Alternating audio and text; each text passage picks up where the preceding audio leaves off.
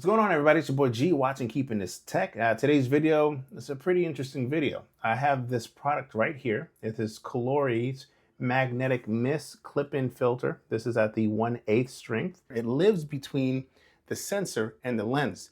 And I'd love to tell you that I'm actually using it right now, but I'm not. I'm using the NiSi 1/8 Swift Mist filter right now. We're going to talk about that. I actually have some comparisons between this one, and even the Tiffen 1/8 Black Pro Mist filter, so we can kind of review some of the findings together. I got to tell you guys a little bit of history.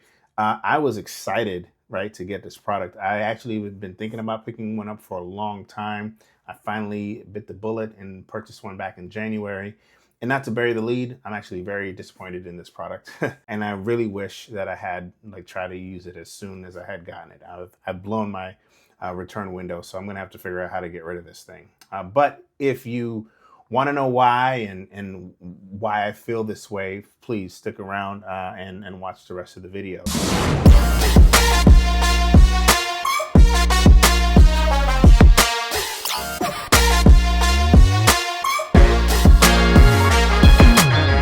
The thing about this video, I actually wasn't gonna make it, to be real with you. I was like, damn, I don't really wanna trash this company and talk negative about them, but I'm not. I'm actually talking about the product. So I want that to be a clear distinction.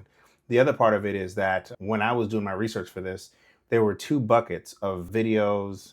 The buckets were people that were sent the Kolari filters from Kolari. The other one was from Kolari themselves. They were showing how the product works and how simple it is to use. I really had a hard time finding somebody who had purchased it themselves talking about this product. And so I just kind of took the chance finally, and I bit the bullet. And so this perspective is from somebody who has no connection to Kolari whatsoever. I would love to open up communication in the future if you guys come out with a better version of this product. They don't know me, I don't know them, and these are absolutely my honest thought. And I'm actually putting out this video for two reasons. I'm putting it out for number one, if you're interested in it, I want you to know what I found out, and you need to make a decision for yourself whether or not it's going to work out. Please don't let me influence you one way or the other, but you just need to be able to see at least an independent perspective of it. And I'm sure those videos exist, but I haven't been able to find any video where somebody purchased one of these and they were talking about it, themselves. The second part of this is that hopefully, the people that make this product will look into this and maybe make a better version of it. All right, so before we begin, let's talk about mist filters. As you can see, or maybe not, a mist filter is applied to this footage right now, right? I have the little bit of that haze, some of that halation happening, some of that diffusion happening. And in contrast to what it would be without the filter, let me go ahead and take this off. You can kind of see, maybe it gets a little bit sharper, right? My pores in there, and there's no more blooming around the light. To even emphasize the halation a little bit more, I'm gonna go ahead and switch this 1/8 and put a 1/4 on here. You can see that's even more dramatic. Well, let me go ahead and put that on here. Again, and for dramatic effect, this is the 1/4 from NiSi. I'm gonna go ahead and use the 1/4 and stack it as well with the 1/8.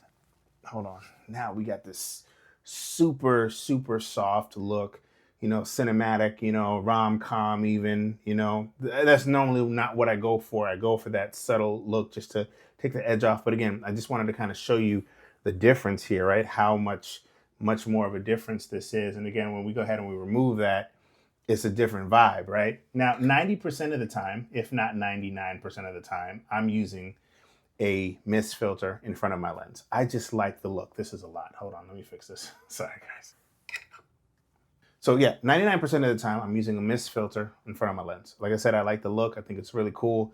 And I use it for photos and I use it for videos. When I'm not using a mist filter is typically when I'm shooting real estate, in which case I'm swapping out the mist for a CPL, which is a circular polarizer, which is a video for another time. As you saw, you're able to stack filters. So if you're filming and you want to go ahead and maybe use an ND, or you want to use another set of filters, you can go ahead and kind of, put a whole bunch of filters together and create your own look. It's really nice, really useful.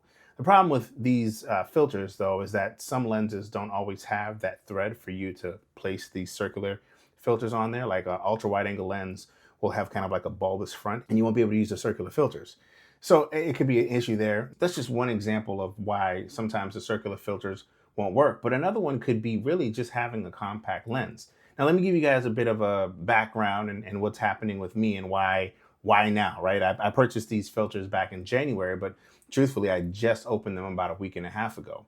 And it's because I wanted to use the ZV-E1 and the 35mm 1.8 as kind of like my everyday carry lens. Now, the 35mm 1.8, another fun fact about that, at least with me anyway, it's my third time picking up this lens. I've sold it twice already. I do not plan to sell it again. I think it's been too much, and I keep on coming back to this lens because it is truly remarkable. So that lens get my highest recommendation. But unfortunately, one of the things I don't like about the lens that makes it a little bit inconvenient to use is the fact that it's 55 millimeters, right? So all of my filters are 67. And so I need to use step down rings to get, you know, some sort of filtration on the lens. And because I wanted to keep it small and compact, I'm thinking, how cool would it be if I could just have that, you know, mist kind of between the sensor and the lens? That would be awesome. And I remembered I had picked this up back then and I had to find it, and I finally installed it. For the ZV-E1, it wasn't really clear to me that I needed like a magnetic adapter, which is what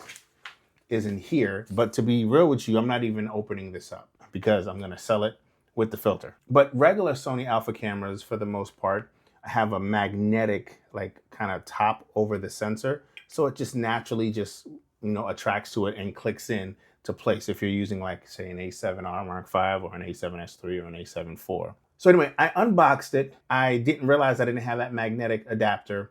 And then the clip-in filter just would rattle in there. And eventually I realized that it just wasn't secure and it fell out. Okay, whatever, not a big deal. I tried it on the A7R Mark V and it stayed there securely. On the A7S III, I could shake the camera as much as I want. The filter was not coming out. Here's the thing, I took some test shots. The first shot that I took that kind of made me pause was me just taking a look at some motion lights. And at first I was like, yo, that's weird, right? Why does that junk look so green? I'm like, you know what? Maybe that light is kind of giving off some green, and that's what it is. Now, I want to point out here, guys, by the way, people do not shoot directly into lights. I completely get that. And so I don't want to make it seem like, oh, why are you shooting directly into lights? That is not the point. The point is, I was trying to get some bloom, and what I got was this nasty green flare. Now, flare is, I guess, subjective. Some people love flare, some people don't like flare. I think flare looks really cool, and if it's done the right way, or if it kind of comes off a really cool way, then I'm cool with it. But what you don't want to do is have flare be a distraction. That becomes like a problem, right? And because it's subjective, for me, I'm the one that purchased this. I'm the one that paid for it. It's my image, right? If I don't like it, then it's a problem. So I went in there into Lightroom, and I was just able to kind of pick one of those color pickers and bring down the green, and it looked like a normal kind of flare, which is fine. But I thought to myself, yeah, that's cool that I can do that in photos, but I'm not gonna be able to do that in video, right? That doesn't make any sense. And so I was using it and I was taking some clips, and then I realized, I'm like, wait, I can't really tell if there's any bloom happening. And it's funny, man, I'm gonna tell you what, I started to film this video. I had like a whole intro where I was talking about how, you know, I'm excited to have it, this and that. And then in the video, I said, hey, I actually don't even know what this is gonna look like yet. I have not seen the footage yet. Me and you, we're going to be looking at it together, and also we'll review some sample photos as well. And I can give you my final thoughts on this and if you should pick one up for yourself. I'm going to show you that part right now because that's exactly what we're going to do. I'm going to share some of the findings with you here.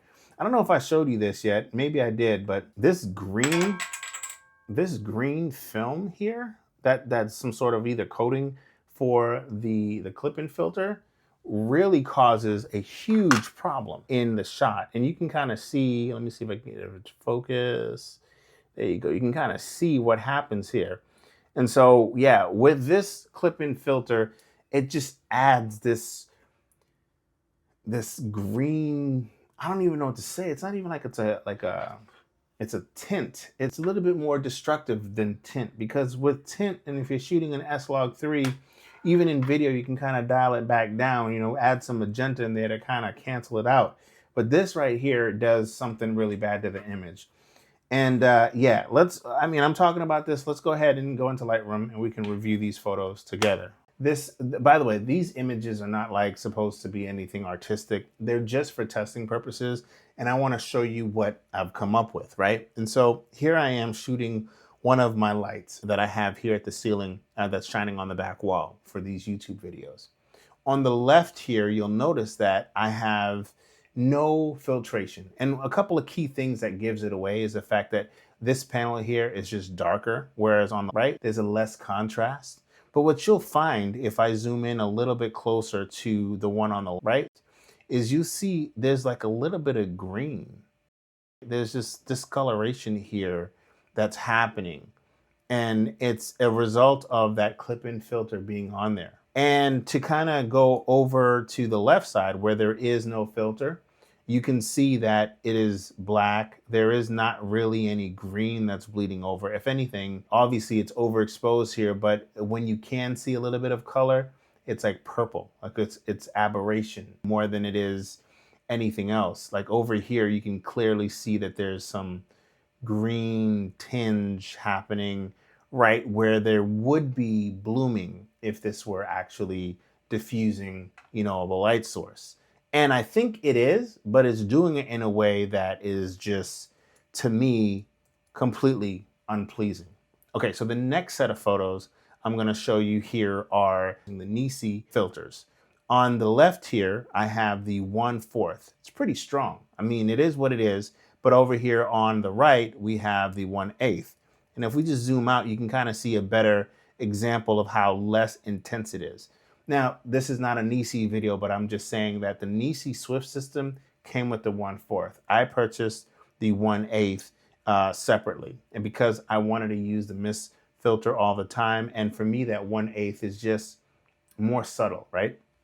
It's less intense. But even though it's intense, it does a really good job of kind of just really just spreading out that diffusion and evening out that glow. I still like the 1/4. I just can't use it all the time as I would feel comfortable using the 1/8.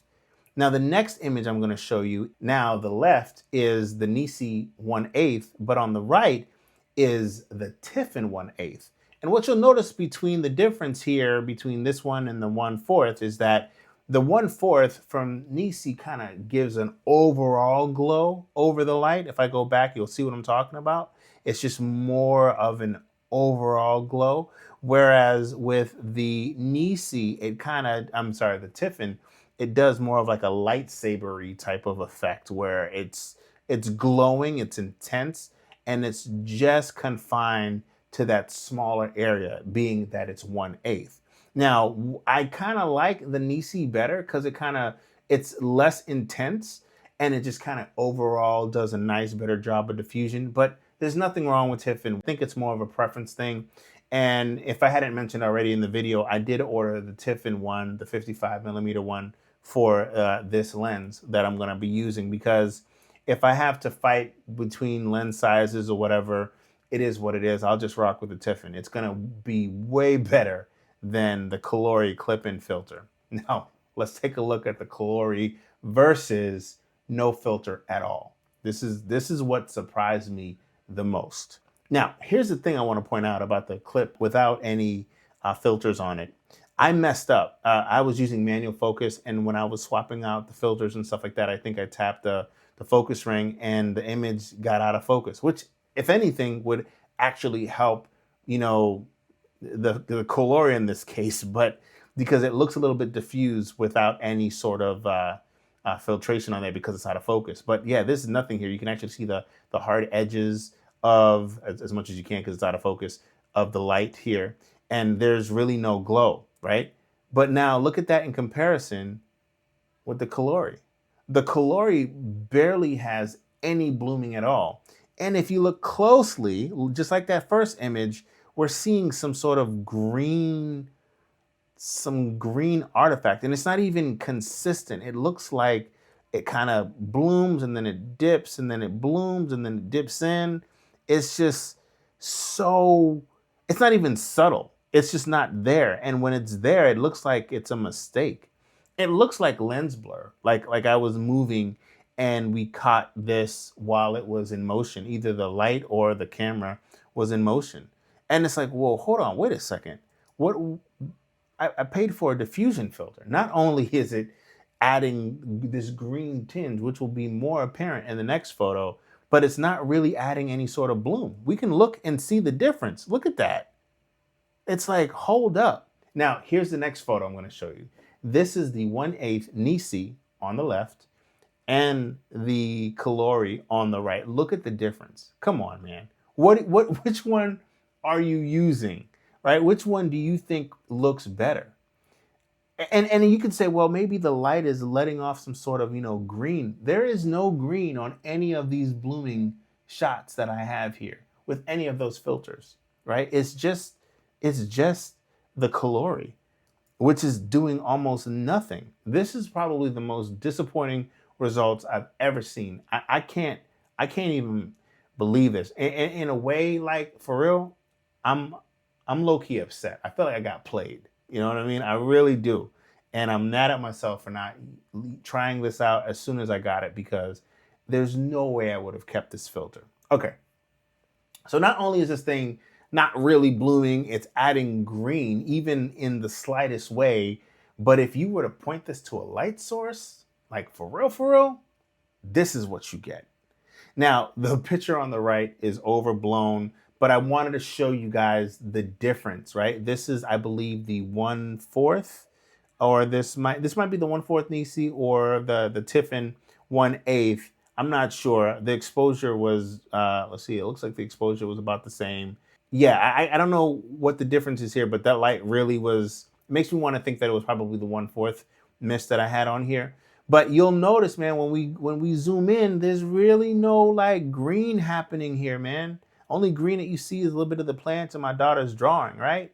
Of Mount Daddy. She made me a photo called Mount Daddy. It's my baby girl right there. Shout out to my lovey. Anyway, look at over here, dude. Look at this green. This green, hardly any bloom whatsoever. What you're seeing that you might call bloom is just this being blown out. This is not even bloom, really. Like, it is disgusting. Like, this is gross, bro.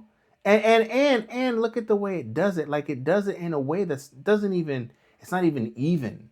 Like, you can even see the trail of green. It's almost like it's multiplying the way the light, shape is throughout the shot. Whereas over here, you're getting an overall gradient of halation. Man, it is just really tough to recommend this, seeing what I'm seeing here, right? It is just what it is. You're not getting really any halation, and then when you do, it's contaminating the photo with this nasty green flare. It's pretty sad. Okay, I'm gonna go ahead and close this out, and we'll go ahead and talk about the rest of the stuff for this video. I guess what I want to do is just kind of wrap up this video this way. These circular filters, they can do a pretty good job. Obviously, when we're talking about using it with smaller lenses, the options become less. Like, there's no 55mm, Polar Pro filter, except for the everyday short stash one. There's not even one really for NiSi with the Swift system. There is, but then we're talking about stacking filters, and I'm not really wanting to do that with this lens if I don't need to. Like, you kind of run into these walls, and of course you can spend money to see if it works out, but then you're just wasting money. So for me, ultimately, what this basically means for me is that I'm going to have to stick with my step down ring from 67 to 55, and I'm just going to have to make it work, because I'm not going to go running around trying to figure this stuff out. It is what it is. Now, that being said, I did order the Black Pro Mist 1/8 filter that's coming in, and I think that was like only like $40 or something like that. I had like a $10 coupon, so I was able to get it for $40. Now, for $40, I can work with that, but I'm not spending $120 or $109 or whatever it is, and I still need to have an ND on here. If I do need to use an ND, then I'll go ahead and stack the filters. And the other thing I'm going to say is this. At the end of the day, I know that I could go out and purchase lesser cameras and lesser lenses, right? Which would give me lesser image quality. I go out of my way to save money to make sure that I invest in really good quality equipment, right? And so I'll be damned if I'm going to let, some cheap product damage what I've already worked to build. And so I just hope that this word gets back out to the people that make this so that way they can fix it. Because how cool is that? Guys, you don't understand. That idea is incredible. To be able to have a mist filter on any lens that you want, right? And it'll stay on your camera anytime. That's brilliant. You know what I mean? If you wanted to, and the thing about NiSi, I didn't even mention this in the beginning, but they have all sorts of filters. They have different strengths of obviously mist, but they have mist combined with ND. They got different variants of NDs. If you have infrared filtration needs, they got a whole bunch of those as options. If you even just want to protect your sensor, there's a clear dust cover, which I wonder how well does that work, right? What sort of artifacts or flare or whatever can that possibly add to it? But the idea is incredible. I think the execution though, like the actual proof of it, is not there at all. You know, you have an expectation versus reality, and unfortunately, man, the reality of this thing is that there's no way I can recommend this product. None. You saw those pictures. I can't. What? And then also, here's the thing. Where's the bloom? Forget the flare for a second. Where's the bloom? There was almost nothing for blooming. Guys, anyway, sorry that the video is not positive. Again, I warned y'all. I appreciate you watching. I'll check you guys out in the next one. Peace.